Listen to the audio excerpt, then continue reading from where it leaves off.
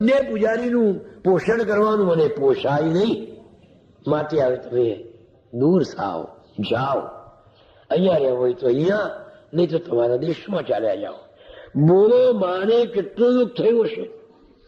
સહનશીલતા કરી મૂર્તિ રૂકમાં માત, નાનકડા એક ઘરમહી રહ્યા બાલુડા સાથ. એક નાનકડું ઘર ભાડે રાખ્યું, એક જ ઓરડાનું 2 ભાગ પાડેલા. ગોધરા જાઓ તો જોજો જરા કે માજીનું ઘર કેવું હતું. અને એના ઉપર છાપરામાં નળિયા, નીચે લીપણ અને સાવ નાનકડું ઘર. એવું ઘર રાખીને માં 2 બાલુડા સાથે રહ્યા. કોઈ આવક નથી. એમના પિયરમાંથી થોડું ઘણું આવે, એમાંથી ચલવે. એમના મિત્રો હતા વિઠ્ઠલ પંતના, એ મિત્રો કઈ મદદ કરે. જો આ માના માથા પર કેટલું ભયંકર દુઃખ છે. સિંહણ સમજીને ભય થઈ જીવન વિતાવે માત, શિક્ષણ ને સંસ્કારનું શિક્ષણ કરે વરજાત. માએ સિંહણ બની જવું જોઈએ. મારા દીકરાને સિંહ જેવો બનાવું, તારે સાચી માતા કહેવાય. મારો દીકરો કોઈથી ડરે ના, મારો દીકરો અનીતિ આચરે ના, મારો દીકરો અપ્રમાણિક બને ના. જો આ જગદંબા રૂકમાંબા આ 2 દીકરાઓને એવા બનાવતા હતા. જુઠ્ઠું બોલે ના, હંમેશા સત્યનો આગ્રહ રાખે, અન્યાય સહન કરે ના. ગમે તેવો હોય પણ સામનો કરવાનો. આવું એમને સંસ્કાર આપ્યા. નાનો નારાયણી અને મોટો બાબુ એમ વિવિધ ચેષ્ટાઓ કરી રીઝવે માને તેમ. હવે માને આનંદ લેવા માટે આ 2 દીકરાઓ જ હતા. અને દીકરાઓ પણ થોડાક સમજે છે એટલે વિવિધ ચેષ્ટાઓ કરીને માં કઈ રીતે હશે, માને કઈ રીતે આનંદ થાય, એવી જાતની ગમ્મત કરવા લાગ્યા. એક વખતે પડોશમાં એ શુક્લ ભરિયામાં માજીના મકાનની જોડે કોઈ બહુ મોટો માણસ રહેતો હશે. એને ત્યાં અંગ્રેજ કલેક્ટર આવવાનો. એટલે આખી વાડી, આખી જે શેરી હતી એકદમ સાફ કરી નાખી, તોરણો બાંધી દીધા, જાત જાતની રચનાઓ કરી, સુંદર વસ્ત્રો પાથરી દીધા. કલેક્ટર ગોરો, અંગ્રેજ કલેક્ટર આવવાનો હતો. મને પેલો નાનકડો બાબુ, આ તો નાનકડો છોકરો છે, એટલે નગ્ન રમે, લંગોટી એકલી પહેરી અને નજીકમાં રમ્યા કરતો હતો. માજીએ જોયો કે હવે બાબુ ઊંચા સાદે બાબુને, બાબુ તદ્દન નગ્ન અવસ્થામાં એક લંગોટી પહેરીને તે ગાડી રમ્યા કરતો હતો. એટલે કે હમણાં પેલા કલેક્ટર સાહેબ આવવાના છે અને આ છોકરો આવો નાગો ફરે એ સારું લાગે નહીં. એટલે બાબુએ ઊંચા સાદે માજીને બાબુને કહ્યું, ઊંચા સાદે બાબુને મારુક મારે ત્યાંય, અરે બાબુડા કા રમે વસ્ત્રહીન તું આય. અરે આ લુગડા પેલા આગળ શું રમે છે? હમણાં આપણી પડોશમાં અંગ્રેજ વડો હાકેમ આવી રહ્યો છે, માટ તું જલ્દી કર કહું તેમ. કલેક્ટર સાહેબ આવી રહ્યા છે અંગ્રેજ, માટે હું કહું તેમ કર. ચડ્ડી ખંબીશ પહેરીને તારા ઢગરા ઢાંક, શરમ નથી શું આવતી નગ્ન ખેલતા ચોક. આ તારા ઢગરા ઢોક જરા ચડ્ડી પહેર ને ખંબીશ પહેર, આવો નાગો રમતો તને શરમ નથી આવતી? અને જોવા બાબુ આટલો નાનો, હજુ તો 6 વર્ષનો 7 વર્ષનો છે. શું જવાબ આપે છે? નગ્ન ખેલતો માં, ત્યાં તો બાબુ બોલ્યો થઈને કંઈક ગરમ, નગ્ન ખેલતો માવડી શાની મને શરમ. જો કેવી સુંદર વાત કરી કે શરમાશે હાકેમ તો જોઈ નગ્ન મુજકાય. આ મારું નાગું શરીર જોઈને પેલા અંગ્રેજને જો શરમ આવતી હશે તો આપી વસ્ત્રો ઢોકશે, મુજ ઢગનો અને કાય, તો મને વસ્ત્રો આપશે. બહુ સુંદર સત્ય કહી નાખ્યું. અંગ્રેજોને ચેતવણી આપી કે તમારા રાજ્યમાં અમારા બાળકોને પૂરા કપડા પણ પહેરવાના મળતા નથી, એટલે તને શરમ આવી જોઈએ કે મારી પ્રજા લાગી ભરે છે, માટે એને ઢગલો ઢાંકવા જોઈએ. આ આખા બોલો બાબુડો બહુ આખા બોલો હતો. કોઈથી ના ગભરાય, શરમ શેર રાખ્યા વિના કહી દે સત્ય સદાય, સાચી જ વાત કહી દે, કોઈની શરમ ના રાખે. અને એ સ્વભાવ બાપજીનો ઠેઠ સુધી રહ્યો. જે સાચી વસ્તુ હોય એ ફટ સુને કહી દે. આમ કે પેલા બેન ને કહી દીધું મારે માફું મુળાઈ નાખે બેન, આવું કઈ જ દે, કોઈની શરમ ના રાખે. સિંહણ માતા એ હરી રૂકમાં જાજલ્યમાન, તેનો દીકરો સિંહસમ રાખે સદા સ્વમાન. બહુ જ શીખવાનું છે માજીના જીવનમાંથી. દુઃખથી કદી ડરવું નહીં, લાચાર બનવાનું નહીં, સ્વમાન ગુમાવવાનું નહીં. આપણે કોઈ સામાન્ય નથી. ભલે ને આપણી પાસે ધન નથી, ધનથી ભલે ગરીબ છે, પૈસાથી ગરીબ કહેવાય, પણ તન મન ગૌરવવંત, ખુમારીથી જીવતો સદા સ્મરી ભગવંત. આપણને બહુ સુંદર વાત સમજાવે છે કે પૈસો એ ગરીબાઈનું કારણ નથી, કે શ્રીમંત બનાવતો નથી. હૃદય જેનું ગરીબ છે એ ભલે મોટો લાખોપતિ હોય પણ સાત ગરીબનો ગરીબ છે. અને જેનું હૃદય શ્રીમંત છે એ ભલે ને ગરીબ હોય પણ સાત શ્રીમંતનો શ્રીમંત છે. બાપજી ઘણી વાર એક વાત કરતા કે બે માણસ, અમારું ગામ તો પોર એટલે એમને પોરનું દ્રષ્ટાંત મને આપ્યું કે બે માણસ વડોદરાથી નીકળ્યા. એક માણસના ગજવામાં 100ની નોટ છે અને એક માણસના ગજવામાં 2 રૂપિયા છે. સવારના 7 વાગ્યાના નીકળ્યા, 11-12 વાગે જ્યાં બરોબર મધ્યાહન થઈ, ભૂખ લાગ્યાનો ખરેખરો સમય થયો, બેઉ જણા પોરમાં કે છે આવી ગયા. હવે પોરમાં બધી હોટલો છે ભાઈ, ગરમા ગરમ ભજીયા ને ચવાણું ને ગાંઠિયા ને પાપડી ને મોઢામાં પાણી આવી જાય બધું મળે છે. બેઉ ભૂખ્યા થયા છે, બેઉ થાક્યા છે, બંનેના પગ હોટલમાં ગયા. પેલા 2 રૂપિયા વાળાએ કહ્યું, એ ભાઈ 2 રૂપિયાના ભજીયા આપી દે. અરે પેલા 100 રૂપિયા વાળાએ વિચાર કર્યો, 100ની નોટ વટાવું? સારી નોટ તૂટી જશે, પછી બધા વફડી જશે. 100 વાળો કે છે જો આ નોટ તોડી નાખી 100ની તો પછી વપરી જશે. મારે 100ની નોટ તોડવી નથી ભાઈ, ઉભો રહ્યો એમને બદલો. આય બી ખા, તું બી ખા લે, બે એની જોડે ખાવા બેઠો. બાપજી કે છે આ બેમાં કોણ શ્રીમંત, 100 વાળો કે 2 વાળો? જેના પૈસા બીજાને પોતાને ઉપયોગમાં લાગે એ જ શ્રીમંત. જેના પૈસા કોઈને ઉપયોગમાં જ ના લાગે અને માત્ર બેંકોમાં પડ્યા જ રહે એ સાત ગરીબનો ગરીબ છે. માટે લક્ષ્મી તો વિરાટની છે, સમાજની છે, એને ફરતી રાખવી જોઈએ.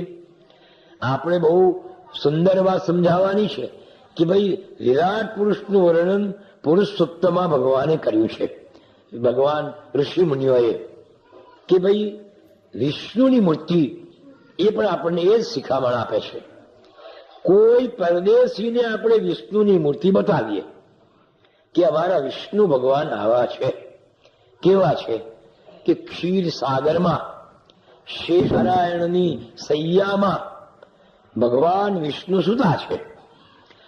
એમના દૂંટીમાંથી કમળ નીકળ્યું છે અને એમાં બ્રહ્માજી છે. માથા પર શેષનાગની 1000 ફેરાઓ ફૂંફાળો મારી રહી છે. વિષ્ણુ શાંત છે અને પેલી લક્ષ્મી એમના ચરણ દબાવી રહી છે. આવા આપણી વિષ્ણુની મૂર્તિ છે. કોઈ પરધર્મીને, કોઈ પરદેશીને આપણે આપણા વિષ્ણુની મૂર્તિ બતાવીએ તો એ મશ્કરી કરે. હા, કે તમારા વિષ્ણુને ગોદડો ગાદડો નથી મળતો, તે સાપની પથારીમાં સૂતા છે. અને વળી સાપની પથારી તો થાય, સાપ તો ચંચલ છે, સ્થિર રહે જ ના, અને એ સાપની પથારીમાં સૂતા છે. ચાલો એ વાત માની કે સૂતા, પણ તમે તો કહો છો કે અમારો વિષ્ણુ તો ક્ષીર સાગરમાં એટલે દરિયામાં છે. તો દરિયામાં તો પાણી હોય અને પાણીમાં ઓક્સિજન ક્યાંથી લાવ્યો? પ્રાણવાયુ ક્યાં છે? ઓક્સિજન સિવાય, પ્રાણવાયુ સિવાય તમારો વિષ્ણુ કે તમારી લક્ષ્મી જીવે કેવી રીતે? લા હવા તો જોઈએ ને. શું જવાબ આપણે આપીએ? આપણી પાસે જવાબ નથી. અને ધર્મ ધુરંધરે આ વાત આપણને સમજાવી નથી પણ સાચી વાત તો જેને મૂર્તિઓનું વિધાન કર્યું છે એવા આપણા મહર્ષિઓ મેધાવી હતા. એટલે વિષ્ણુ એટલે શું, જરા એનો અર્થ સમજીએ. વ્યાપ્ત સર્વત્ર ઇતિ વિષ્ણુ. આ બધામાં જે વસેલો છે તે વિષ્ણુ. એ સર્વમ વિષ્ણુમયમ જગત. એક ઋષિએ બીજી વ્યાખ્યા કરી છે કે વેષ્ટિત સર્વત્ર ઇતિ વિષ્ણુ. આ બધે જે વીંટાઈ ગયેલો છે એ વિષ્ણુ. હવે જો પુરુષોત્તમમાં સહસ્રશી રેખા પુરુખા સહસ્રાક્ષ સહસ્રપાત. એક એવો પુરુષ છે જેને હજારો આંખો છે, જેને હજારો પગ છે, જેને હજારો મોઢો છે, જેને હજારો રેખાઓ છે, જેને હજારો હાથ છે. તો એ પુરુષ એવો તો હોતો હશે. એ પુરુષ એટલે સમાજ. આપણા બધાના ભેગા કરીએ એટલે હજારો આંખો થાય, હજારો હાથ થાય, હજારો પગ થાય. વિરાટ પુરુષ એટલે સમાજ. અને એ સમાજમાં આપણે બધા જ વિષ્ણુઓ છે. આ હું અને તમે આપણે બધા જ વિષ્ણુઓ છીએ. આપણે બધા સર્પની પથારીમાં સૂતા છે ભાઈ. સર્પ એટલે દુઃખ, મુસીબત. સંસાર એટલે દુઃખોની ચિંતાઓની પરંપરા. સંસારી માત્ર સર્પની પથારીમાં સૂતો છે અને એના માથા પર કાળરૂપી મોહતરૂપી પેલી ફળાઓ ફૂંફાડા મારી રહી છે. કઈ વખતે નાગ ડંખ મારશે કોઈ જાણે નહીં. તે મૃત્યુ પણ કઈ વખતે આવશે ફૂંફાડા મારી રહ્યું છે એ જાણતા નથી આપણે. ક્ષીર સાગર નહીં પણ સંસાર સાગર.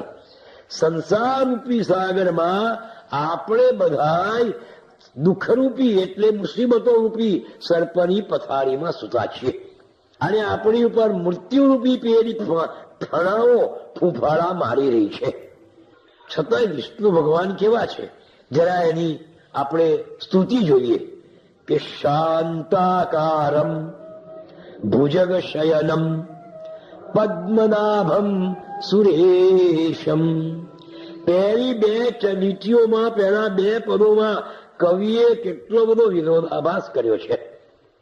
શાંતાકારમ ભુજગ શયનમ. સાપની પથારીમાં સૂતેલો શાંત હોય. અરે ઘરમાં એક સાપોલિયું પેઠું હોય ને તો આખી રાત ઊંઘ ના આવે. સાપ છે, સાપ છે, સાપ છે. તો આ તો સાપની પથારીમાં સૂતો છે અને છતાંય શાંત છે. જો કેટલી મજાની વાત સમજાવે છે કે જે સર્પની પથારીમાં સૂઈને પણ, દુઃખમાં સૂઈને પણ જે શાંત રહે છે ને, લક્ષ્મી એના પગ દબાવતી આવે છે. બહુ સુંદર વાત સમજાવે છે કે લક્ષ્મી વિષ્ણુના પગ કેમ દબાવે છે કે વિષ્ણુ મુસીબતોમાં આફતોમાં પણ પોતાના મોઢાની શાંતિ મુખ પર. આટલું દુઃખ છે છતાંય વિષ્ણુ હસતા જ છે. સાપની પથારીમાં સૂતા છે. આપણે બધા જ વિષ્ણુઓ છીએ. આપણે બધા દુઃખરૂપી સંસારની ચિંતાઓ રૂપી એ સર્પની પથારીમાં સૂતા જ છીએ. આપણા માથા ઉપર કાળરૂપી પેલી ફળાઓ ફૂંફાડા મારી રહી જ છે. પણ છતાંય આપણે શાંત રહેવાનું છે. આપણો ધર્મ, આપણી નીતિ, આપણી પ્રમાણિકતા આપણે છોડવાની નથી. અને શાંત રહીશું તો લક્ષ્મી એની મેરે પગ દબાવતી આવશે. વિષ્ણુની મૂર્તિ આપણને કેવો, અને લક્ષ્મી એટલે વિષ્ણુની, અને વિષ્ણુ એટલે સમાજ. એ સમાજની છે એટલે ચાકી જવી જોઈએ. એને જો એક જગ્યાએ રાખશો, આપણે વહાણ ચલાવવું હોય નાવડી, તો નાવડી ચલાવવા માટે પાણીની જરૂર છે. પાણી વગર નાવડી ચાલે નહીં. રેતીમાં ના ચાલે કે જમીન પર ના ચાલે, પાણી જોઈએ. તેમ સંસાર ચલાવવા પૈસાની જરૂર છે, લક્ષ્મીની જરૂર છે. લક્ષ્મી વગર સંસાર ચાલે નહીં. પણ નાવડીનું પાણી ક્યાં જોઈએ? નાવડીની બહાર. એ જ પાણી જો નાવડીમાં આવી જાય તો નાવડીને ડૂબાડી દે. તેમ લક્ષ્મી પણ સમાજમાં સર્ક્યુલેટિંગ એટલે ફરતી થવી જોઈએ. જો એને એક જગ્યાએ સ્થગિત કરી દઈએ ને તો લક્ષ્મી આપણને ડૂબાડી દે. માટે એને ચલતી છે, ફરતી છે, એને ફરતી રાખો. એ સમાજની છે, એક જણની નથી. એટલે વિષ્ણુની છે. વિષ્ણુ એટલે સમાજ, બધા જ.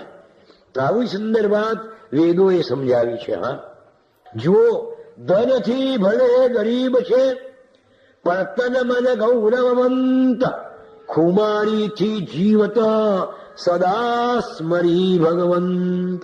ખુમારીથી જીવવાનું, ના હોય તે વગર ચલાવી લેવાનું, પણ કોઈની પાસે માગવાનું નહીં, ઉછીનું લાવવાનું નહીં, લાચારી બતાવવી નહીં. અમારી પાસે આ નથી, અમારી પાસે તે નથી, અમે ગરીબ છે, અમે હલકા છીએ, અમે લાચાર છીએ, આવો વિચાર કોઈ દિવસ કરવો નહીં. કોણે કહ્યું આપણે ગરીબ છે? થોડું બેંક બેલેન્સ ના હોય મને ગરીબ થઈ ગયા? ગરીબ તો તે છે કે જેને ભગવાનનું શરણ સ્વીકાર્યું નથી, જેને માથે સમર્થ ગુરુ નથી, એને ગરીબ કહેવાય. છ ને પછી લાખોપતિ હોય, પણ સાચો શ્રીમંત તો તે છે કે જેને પ્રભુના શરણને સ્વીકાર કર્યો છે.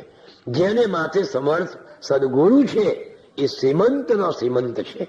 કોઈ દિવસ ગરીબાઈનો વિચાર નહીં કરવો. ગરીબાઈ જેટલી ભયંકર નથી એટલા ભયંકર આ ગરીબાઈના વિચારો ભયંકર છે. આ જે કઈ દેખાય છે આપણને એ સંકલ્પનું જ પરિણામ છે. જુઓ, એકો શ્યામ બહુલામ, આ સૃષ્ટિ પણ સંકલ્પનું જ પરિણામ છે.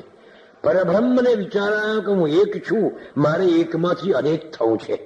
આપણે વિષ્ણુની મૂર્તિ સમજીએ છીએ, વિષ્ણુ એટલે બ્રહ્મ. એને વિચાર આવ્યો કે મારે એકમાંથી અનેક થવું છે. એ વિચાર ક્યાંથી આવ્યો? બે જગ્યાએથી વિચાર આવે. જો અહીંયાથી આવે ને તો ઉપર ઉપરી, પણ ડૂંટીમાંથી આવે તો એ વિચાર સાચો અને સફળ થાય જ. એટલે ભગવાનને ડૂંટીમાંથી વિચાર આવ્યો કે મારે એકમાંથી અનેક થવું છે. વિચાર એટલે કમળ, એટલે પેલી કમળની દાંડી ફૂટી. આ પ્રતીક છે. આ ભગવાને ઋષિ મુનિઓએ ગુલાબનો છોડ એમની ડૂંટીમાંથી ના ઉગાડ્યો, જાસૂદીનો ના ઉગાડ્યો, કે બીજા કોઈ ફૂલનો ના ઉગાડ્યો, અને કમળનો જ કેમ ઉગાડ્યો? કમળ વિકાસનું પ્રતીક છે. કમળ વિકાસ પામે છે, એટલે વિકાસનું પ્રતીક કમળ છે. માટે કમળમાં બ્રહ્માને બેસાડ્યા. આ આખી રચના બહુ સુંદર છે. ડૂંટીમાંથી જે વિચાર આવે એ સંકલ્પ સિદ્ધ થાય જ. કે છે ને કે અહીંયાથી નથી બોલતો, અહીંયાથી બોલીશું. આશીર્વાદ અહીંયાથી નથી આપતો, અહીંયાથી આપું છું. તો ડૂંટીમાંથી જે આશીર્વાદ આપે, જે વિચાર આવે એ સફળ થાય જ. પેલા બ્રહ્મને વિચાર આવ્યો ડૂંટીમાંથી, માટે ડૂંટીમાંથી કમળ નીકળ્યો. હા, મારે એકમાંથી અનેક થવું છે. અને એ વિચાર, એ સંકલ્પનું પરિણામ એટલે આ સૃષ્ટિ. જગતમાં જે કંઈ જોઈએ છે આપણે, એ વિચારોનું જ સાકાર સ્વરૂપ છે. આ માઇક છે તો એ માઇક બનાવનાર છે, કારીગર છે, એને વિચાર કર્યો કે આવું ગોળ બનાવું અને આવું બનાવું. એનો જે વિચાર આવ્યો એ એને અમલમાં મૂક્યો અને લોખંડ લઈને બનાવ્યું. આ એનું સાકાર સ્વરૂપ થઈ ગયું. એક ચિત્રકારના મનમાં વિચાર આવ્યો કે મારે આવું ચિત્રવું છે. એ સંકલ્પ થયો, અને એ સંકલ્પને કાગળ ઉપર એને લીટીઓ દોડીને ચિતરી નાખ્યો. તો એ ચિત્ર પેલા વિચાર, પેલા ચિત્રકારનું વિચારનું સાકાર સ્વરૂપ છે. એક કવિને વિચાર આવ્યો અને એને એક સુંદર કાવ્ય લખી નાખ્યું. તો એ કાવ્ય પેલા કવિના સંકલ્પનું સાકાર સ્વરૂપ છે. આ મકાન બનાવ્યું તો બનાવનારનું પહેલો વિચાર મનમાં કર્યો, સંકલ્પ કર્યો કે આવી જાતનું બનાવું. તો આ એક એન્જિનિયર જે હશે અથવા જે બનાવનાર હશે એના સંકલ્પનું આ સાકાર સ્વરૂપ છે. એટલે વિશ્વમાં જે કંઈ દેખાય છે એ સંકલ્પનું જ પરિણામ છે. એટલે ઋષિ મુનિઓ સંકલ્પ ઉપર અત્યંત ભાર દેતા અને એમની દરરોજની પ્રાર્થનામાં કહેતા કે તન્મે માનઃ શિવ સંકલ્પમસ્તુ. મારા મનની અંદર હંમેશા સુંદર વિચારો જ આવો. કોઈ દિવસ ગરીબાઈના વિચાર નહીં કરવાના, નીચ વિચાર કદીએ કરવાનો નહીં. આજે આપણે જે કંઈ છીએ એ આપણા ગઈકાલના વિચારોનું પરિણામ છે. અને આજે જેવો વિચાર કરીશું એવા આપણે આવતીકાલે બનીશું. આવતીકાલ સુંદર બનાવવી હોય તો સુંદર વિચાર કરજો. હા, એવો એક પણ વિચાર મનમાં ન ઉઠવા દો કે જે બીજાનું બુરું થતું હોય, જેમાં બીજાનું બગડતું હોય, બીજાનું અકલ્યાણ થતું હોય એવા એક પણ વિચાર ના આવવા દો. એ જ દુર્વૃત્તિ, દુષ્ટ વિચાર, એ જ રાક્ષસ. રાક્ષસ કે બીજે નથી હોતા, મનમાં જ હોય છે. ખરાબ વિચાર આવે ને એ જ રાક્ષસ છે. હવે એ રાક્ષસને મારી નાખવું હોય, એને દબાવવો હોય તો શું કરવું પડે? ભગવાનને બોલાવવા પડે. એટલે રામનું, આપણા ઈષ્ટદેવનું સ્મરણ કરો એટલે દુષ્ટ વિચાર બેસી જશે. જ્યારે પણ મનમાં ખરાબ વિચાર આવે કે તરત જ આપણા પ્રભુનું આપણે જેને માનતા હોય એવા ઈષ્ટદેવનું સ્મરણ ચાલુ કરી દો કે મને આવો વિચાર આવ્યો, બીજાનું પડાવી લેવાનો વિચાર આવ્યો, પેલાને મારી નાખવાનો વિચાર આવ્યો, પેલાનું બગાડી નાખવાનો વિચાર આવ્યો. આવો વિચાર આવે તો ઈષ્ટદેવનું સ્મરણ કરો એટલે દુર્વૃત્તિનો સંહાર કરી નાખશે. આપણા દેવ, આપણા ઈષ્ટદેવ. મને સુંદર વિચારો કરો. ગરીબાઈના વિચાર કદીએ કરવા નહીં. એક માણસ સ્વામી વિવેકાનંદ પાસે આવ્યો કે સ્વામીજી, કે બોલો ભાઈ, હું બહુ દુઃખી છું, મારે 10,000 રૂપિયા દેવું થઈ ગયું છે. તે જમાનામાં હા કે હા, આ તમારી પાસે બહુ મોટા મોટા રાજાઓ આવે છે, આ જયપુરના રાજા, કાશ્મીરના રાજા, એ બધા મોટા મોટા રાજાઓ તમારા ભક્ત છે. તમે એક રાજાને એટલું કહી દો કે આને 10,000 આપી દે તો મને 10,000 મળી જાય. હા, અને મારું બધું દેવું નીકળી જાય. સ્વામી આવું કરો ને. સ્વામી એને જોયો, એવું કર, કાલે આવજે, હું રાજાઓ આવવાના છે, કાલે પૂછી જોઈશ. એટલે સારું આપજે. બીજી દિવસે આવ્યો. હા ને સારો થયો આવ્યો તે. રાજા તો તને ભાઈ 10,000 નહીં, તને તો લાખો રૂપિયા આપવાનું કે છે. ના હોય કે હા, લાખો તો લાખ લઈ લઈશ, હું એનો ધંધો કરીશ, બીજો આમ કરીશ, તેમ કરીશ, અરે લાખો લઈ લઈશ. શું વાત કરો? હું જાણું સ્વામીજી, તમે કહો એટલે આપે છે. પણ જો ભાઈ, જયપુરના રાજાએ મને કહ્યું કે હું એના 2 લાખ રૂપિયા આપું, પણ મને 2 આંખો એની આપી દે. હે, આ 2 આંખો કાઢી આપે તો જયપુરના રાજા તને 2 લાખ રૂપિયા આપે. કાશ્મીરના રાજા એ કહ્યું કે મારે એને 2 લાખ રૂપિયા આપી દેવાના, પણ આ 2 હાથ મને કાપી આપે. પેલા ટીહરીના રાજાએ કહ્યું કે મારે એને 2 લાખ આપી દેવાના, પણ 2 પગ મને કાપી આપે. કે બાપજી, ઓ તો તારી પાસે કેટલા બધા રૂપિયા છે, 2 લાખની આંખો, 2 લાખના હાથ, 2 લાખના પગ, 2 લાખનું માથું, આટલા બધા રૂપિયા તારી પાસે છે અને સારા કરંગરે છે. ગરીબાઈ બતાવશે. કોણ કે છે તું ગરીબ છે?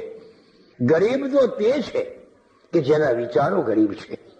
ઉચ્ચ વિચાર કરો. કોણે કહ્યું કે શ્રીમંત કોણ ને ગરીબ કોણ? જેના વિચારો નીચા, ગરીબ, એ જ ગરીબ છે. એટલે કોઈ દિવસ હું હલકો છું, અમે નકામા છીએ, અમે તો હાવ લાચાર છીએ, અમે ગરીબ છીએ, અમારાથી આવું ના, આવો વિચાર કોઈ દિવસ નહીં કરવાનો. આપણે મહાન છે, આપણે ભગવાનને શરણે બેઠેલા છીએ, આપણે પ્રભુના પુત્રો છીએ, કોઈ સામાન્યના નથી. શ્વાન શ્રીમંતનું માન પામે ઘણું. આપણે શ્રીમંતના શ્વાન છીએ. ભલે ને કૂતરા હોય પણ શેઠનો કૂતરો છે, પૈસાદારનો કૂતરો છે, તેમ ભગવાનના આપણે છીએ. માટે મનમાં એક પણ ખરાબ વિચાર ના લાવશો. વિચાર આપણને મહાન બનાવી દે અને વિચાર આપણને નીચા બનાવી દે. જો રકમાબા કેવું સુંદર જીવન જીવે છે, એ ધનથી ભલે ગરીબ છે પણ તન મન ગૌરવવંત, ખુમારીથી જીવતો સદા સ્મરી ભગવંત. ભગવાન સ્મરણ કરતા કરતા ખુમારીથી જીવો. કદીએ લાચારી ના રાખશો. આપણે છે ને લાચાર. ભગવાને આપણને શું નથી આપ્યું? હાથ આપ્યા, પગ આપ્યા. અરે આપણા શાસ્ત્રો તો કેવી સુંદર વાત કરે છે. બાપજીએ મજાની વાત કરી કે માથું ઠંડુ રાખો અને હાથ પગ ગરમ રાખો. જો શાસ્ત્રોએ કેવી સરસ વાત કરી છે. આપણે ઉઠતાની વારમાં શું કરવાનું? ઉઠતા એને કરતલ કર પૃષ્ઠાભ્યાન નમઃ. ઉઠતાની વારમાં 2 હાથ ઘસવાના. એમ હાથમાં ગરમાટો લાવો ભાઈ. હાથ ઠંડા રાખો તો નહીં ચાલે. આમ 2 હાથ બરાબર ઘસીને ગરમ કર્યા પછી આમ જવાનું. કરાગ્રે વસતે લક્ષ્મી, કર મધ્યે સરસ્વતી, કર મૂળે સ્થિતો બ્રહ્મા, પ્રભાતે કર દર્શનમ. કેટલી સુંદર વાત સમજાવે છે. નિષ્ક્રિય બનવાનું નથી. હાથને ગરમ રાખ, કામ કર. તારા હાથમાં જ લક્ષ્મી છેલા. તું ધારે તો લક્ષ્મીને હાથમાં જ આવી શકે, કામ કરે તો. એટલે કહું કે કરાગ્રે વસતે લક્ષ્મી. તારા હાથમાં જ લક્ષ્મીનો વાસ છે. પછી શુક્રના બીજે ખોરે છે. આવી ખુમારીથી જીવો. દિવસો વીતતા જાય ને દીકરા મોટા થાય. નિરખી નિરખી દીકરા માતા મનહર ખાય. પોતાનો બધો પ્રેમ, જે કઈ શક્તિ હતી એ દીકરાઓમાં કેન્દ્રિત કરી દીધી. વિધવા બહેનોએ માં રૂકબાન મારા જીવનમાંથી કેટલું શીખવાનું છે કે જો આ માજીની પાસે શું હતું ભાઈ, કશું જ નતું. એને પોતાનું ધ્યાન બે દીકરાઓમાં કેન્દ્રિત કરી દીધું. અંત સમયે કહી ગયા છે ને કે મારી મૂડી આજ છે. હા, રૂકમાં હું તને બીજું કઈ સોંપી જતો નથી. બેંકમાં એક પૈસો નથી. સોનાની વાલની એક વીંટી પણ મેં તને કરાવી નથી. કમાઈ બિચારા ક્યાંથી જ કરાવે. સારું કપડું પણ મારી પાસે નથી રૂકમાં. પણ આ બે દીકરાઓ મેં રત્ન જેવા તને આપીને જાઉં છું. એને તું સાચવજે. સાચો વારસદાર તો આપણો દીકરો છે. એને કેળવણી આપી અને સંસ્કાર આપવા એ જ આપણું કર્તવ્ય છે અને એ જ સમાજ પ્રત્યેની આપણો ફરજ છે. દીકરા નકામા નીકળશે, ચોર નીકળશે, દારૂડિયા નીકળશે, ખરાબ નીકળશે તો અનિષ્ટ તત્વો બનીને સમાજને હેરાન કરશે. પણ દીકરાને એવા સુંદર બનાવો કે જે સમાજનું કલ્યાણ કરે. એ ગામમાં શાળા ચલાવે, કોઈને મદદ કરે, એને કઈ ને કઈ કરે, સમાજના કલ્યાણના કામ. એવા દીકરાને પ્રદાન કરો. જુઓ, પૂર્વે માતા જાનકી વાલ્મીકી આશ્રમમાં લવકુશને દેતો હતો અનુપમ શિક્ષા ત્યાય. જેમ માં સીતાજી લવ અને કુશને શિક્ષા આપતો હતો તેમ અહીં રૂકમાયા દીકરા દ્વયને વિધ શિક્ષા આપતો ધર્મ કર્મની તેમ. જો જાત જાતના, જો ભાઈ નયા સિવાય જમાય નહીં. પૂજા તો કરવી જ પડે, સંધ્યા તો કરવી જ પડે. જો આ સંસ્કાર માં ધારે તો બાળકને આપી શકે. જ્યાં મંદિરે જવું જ પડે ભાઈ, આપણા ભગવાનનું સ્મરણ કરવું જ પડે. નયા સિવાય તો જમાય જ ના આપણાથી. આવી શિખામણ આપી આપીને બાળકને તૈયાર કરો.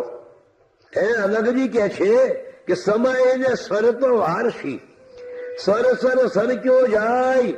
બાબુને નારણ હવે વયમાં વધતા જાય. દેવ દીકરાઓ મોટા થવા લાગ્યા. 8 વર્ષનો ત્યાં થયો બાબુ મોટો એમ. નારાયણ 6 વર્ષનો થયો હવે તું તેમ. નારાયણ 6 વર્ષનો થયો, બાબુ 8 વર્ષનો થયો. એટલે માના મનમાં આનંદ થયો કે હવે મારે આ બે દીકરાઓને ઉપનયનના સંસ્કાર આપું, જનોઈ દઉં. દીકરાનો પ્રસંગ આવે, માને કેટલો આનંદ થાય. પાસે એક પણ પૈસો નથી, કોઈ સાધન નથી, પણ માં છે ને. મારા દીકરાઓની જનોઈ દેવાય, હું એને ભિક્ષા આપું, કેવો માને આનંદ થાય. એટલે વિશ્વનાથને વાત કરી કે હવે બાબુ અને નારાયણ મોટા થઈ ગયા છે, જનોઈ દેવાનો સમય આવ્યો છે, ભાઈ તું કઈ મદદ કરી શકીશ?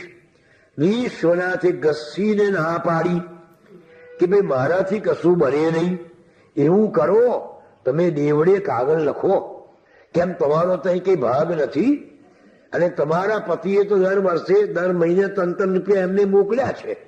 તમારા ખેતર હશે, તમારું ઘર હશે, તમારા ભાગનું તો કઈ આવ્યું હશે ને. તો એ નથી તમારું? ત્યાં કાગળ લખો ને. શું બોલે મા બિચારા? માએ દેવડે કાગળ લખ્યો કે દીકરાઓ મોટા થયા છે, બંનેની જનોઈ દેવાની છે. અહીંયા મારી પાસે સાધન નથી, તો મારે શું કરવું? તમે કહો એમ કરું. પૈસા મોકલી આપશો અથવા બીજી કઈ વ્યવસ્થા કરશો? એટલે દેવડેથી કાગળ આવ્યો કે બે દીકરાઓને લઈને તમે અહીં આવી જાઓ, અમે બંનેને અહીંયા જનોઈના સંસ્કાર આપી દઈશું અમારા ખર્ચે. માજી તૈયાર થઈ ગયા. વિશ્વનાથને વાત કરી કે હું જાઉં, કે જાઉં ને બહુ સારું. ત્યાં દેતા હોય તો અહીં દેવડાવો, કારણ કે અહીં અમારી કઈ સગવડ થાય એવી નથી. માજી તૈયાર થયા, જવાનું ભાડું જોઈએ ને. રત્નાગીરી કે અહીં પડ્યું છે. તે વખતે કોકણ પ્રાંતમાં રેલવે નથી, એટલે મુંબઈથી સ્ટીમરમાં અથવા તો વાહનમાં બેસીને રત્નાગીરી જવાનું અને ત્યાં ઉતરીને દેવળે જવાનું. બોલો, એકલા 25, હવે મારી ઉંમર પછી 26 વર્ષ થઈ હશે છોકરાઓની ઉંમર પ્રમાણે, એટલે 28-30 વર્ષનો હતા. એકલા વિધવામાં કોઈ નથી જેનું હે, છતાંય હસતા ને હસતા 2 દીકરાઓને લઈને એક ભાઈની પાસેથી 100 રૂપિયા ઓછીના લીધા અને તે લઈ અને માજી બંને દીકરાઓને લઈને નીકળ્યા. એ દીકરા તે દિવસો મોના હતા, રસ્તા ધોળી જાન, રત્નાગીરી જાવા અરે બેસવું પડતું વાણ, એટલે વાણમાં બેસીને જવાનું હતું. લઈ નાના 2 દીકરા, માં રૂકમાંબા આમ હિંમતથી વાણે ચડી પહોંચ્યો દેવળે ગામ. કેવી જબરી હિંમત એમની! મુંબઈ જવાનું, મુંબઈથી વાહનમાં બેસીને રત્નાગીરી અને રત્નાગીરી દેવળે. જો મારી પાસે ત્યાં હિંમત શીખો, કઈ રીતે દીકરાઓને સારા કરવા, સંસ્કાર આપવા. પૈસો એ મહત્વ નથી, એની પાસે શું પૈસા હતા, પણ એની જીવન, એની હિંમત કેવી હતી. એક વિધવા પણ કેવું પવિત્ર જીવન જીવીને એને વિશ્વનું કલ્યાણ કરવા માટે આપણને દીકરો આપી દીધો. ગામ પહોંચતો મળ્યા, બધા કુટુંબીજન મળ્યા. દીકરાઓને જોઈને બધા પ્રસન્ન